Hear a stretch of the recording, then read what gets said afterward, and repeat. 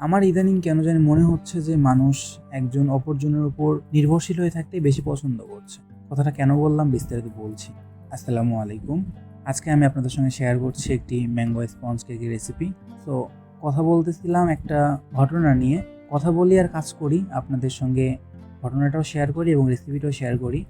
রেসিপিটা হয়তোবা মুখে বলা সম্ভব হবে না, তো আমি ভিডিওর শেষে সুন্দরভাবে লিখে দিব, আপনারা নোট করে নেবেন এবং আমার টেকনিকগুলো দেখবেন। ইনশাল্লাহ আপনারা আমার মতো সুন্দর স্পঞ্জ কেক বানাতে পারবেন আশা করি।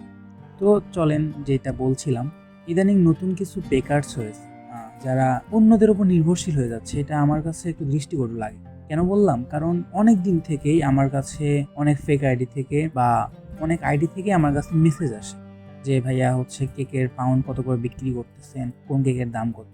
মানে এগুলো যখন আমি একটা হচ্ছে টেস্ট করছি যে এগুলো মূলত কোনো কাস্টমার না, এগুলো হচ্ছে এই যে কিছু নতুন বেকারস হয়েছে, তারা নিজেদের কস্টিং বের করতে পারে না, যার ফলে তারা আমাদের মতো অন্যদের কাছে মেসেজ করে তারা জানতে চায় যে তারা কত টাকাতে বিক্রি করতেছে। এখানে আমার কথা হলো যে আপনি যেহেতু এই প্রফেশনে আসছেন, এটা নিয়ে আমার কোনো সমস্যা নেই, আসতেই পারেন।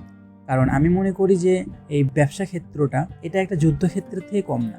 কারণ একটা যুদ্ধক্ষেত্রে যেরকম আমার প্রতিদ্বন্দ্বী অনেক শক্তিশালীও হইতে পারে, আবার অনেক দুর্বলও হইতে পারে।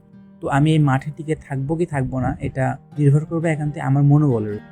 তো সেই জায়গা থেকে ব্যবসায় যত প্রতিদ্বন্দ্বী তৈরি হবে তত ব্যবসা আরো ভালো হবে, এটা আমি মনে করি। তো আমার একটাই জিনিস খারাপ লেগেছে যে তারা কেন অন্যদের কাছে জানতে চাইবে যে তারা কত টাকা বিক্রি করতেছে। সাপোজ আমি অনেক প্রিমিয়াম ইনগ্রেডিয়েন্টস ইউজ করতেছি, তো আপনি তো এরকম প্রিমিয়াম ইনগ্রেডিয়েন্টস ইউজ নাও করতে পারেন, আপনি হয়তো নর্মাল ইনগ্রেডিয়েন্টস ইউজ করতেছেন। তো আমার যদি একটা কেকে খরচ হয় 500 টাকা, তো আমি অবশ্যই সেটাকে আমার পারিশ্রমিক সব সহ মিলায় আমি দামটাকে হচ্ছে বের করব এবং ওই 500 টাকার সঙ্গে আমার পারিশ্রমিক, আমার ইলেকট্রিসিটি বিল, সমস্ত কিছু মিলায় আমি সেটাকে বিক্রি করব। তো আপনার যদি সেটাতে খরচ হয় 100, 200 বা 300 টাকা, তখন তো আপনি সেম আমার দামে বিক্রি করতে পারবেন না। তো এই জন্য আমার কাছে মনে হয় যে বিজনেস করতে গেলে প্রথমত কস্টিং বের করা শিখতে হয়। আপনার আগে কস্টিংটা বের করতে শিখেন। আমার কাছে এটা অনেক বেশি খারাপ লাগে যে আপনি একজন বেকার্স, আপনি একজন বিজনেসম্যান বা বিজনেস ওম্যান, তো আপনি কেন অন্যজনের কাছে ছোট হয়ে মেসেজ করবেন, যে তাও আবার কাস্টমার সেজে, ফেক কাস্টমার সেজে। এতে আপনি নিজে হয়তোবা বিব্রত হচ্ছেন না, কিন্তু যারা আমাদের পেজে আমাদের মডারেটররা মেসেজ করে, তো তারা দেখা যাচ্ছে আপনাদের রিপ্লাই করতেছে, কিন্তু দিন শেষে দেখা যাচ্ছে আপনি ফেক কাস্টমার। আপনি আমাদের মেনু কার্ডের পিক নিচ্ছেন, নেওয়ার পর ব্লক করে দিচ্ছেন, বা প্রত্যেকটা কেকের নাম ধরে ধরে জিজ্ঞেস করতেছে এটার দাম কত।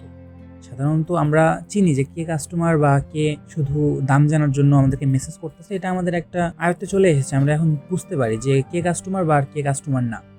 সো আমি আপনাদেরকে অনুরোধ করব যে বিজনেস যেহেতু করতেছেন, একটু কস্টিংটা দয়া করে বের করতে শিখেন, তাহলে আপনার নিজেরও লাভ হবে। এমনটাও হইতে পারে যে আপনি আমার থেকে ভালো প্রিমিয়াম ইনগ্রেডিয়েন্টস ইউজ করতেছেন, বাট আমি নর্মাল ইনগ্রেডিয়েন্টস ইউজ করতেছি, যার কারণে আমার কেকের দাম কম, আপনারটা দাম বেশি হইতে হবে, কারণ আপনার খরচ বেশি হচ্ছে।